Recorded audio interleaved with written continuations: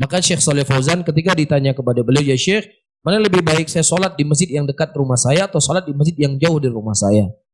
Ingin mendapatkan pahala melangkah ke masjid. Kata Syekh Shalih Al Fauzan, lebih baik kamu sholat di masjid yang dekat dengan rumahmu. Pertama, jangan sampai nanti ya imam tersebut menganggap salah lo, makanya semayang ikut lo. Akan terjadi apa? Ya, dikhawatirkan akan terjadi permusuhan di antara kita dengan mereka. Akan tertuduh kita ini tidak sholat berjamaah. Atau hal-hal yang lainnya akan bisa memberikan mudarat.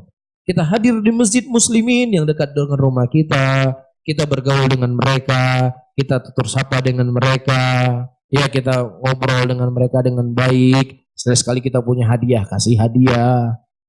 Ya insya Allah Pak, mudah-mudahan mereka bisa luluh. Ketika mereka sudah luluh, gimana kamu ngaji nak? Oh ya Pak Imam, ada ustadz saya boleh saya bawa ke masjid ini? Oh ya boleh. Ini ada jadwal Jumat, boleh nanti isi. Kan Masya Allah kan? Nah kalau kita menghindar lari dari mereka, ya kapan saudara kita bisa merasakan indahnya sunnatin Nabi Sallallahu Alaihi Wasallam, pendekatan.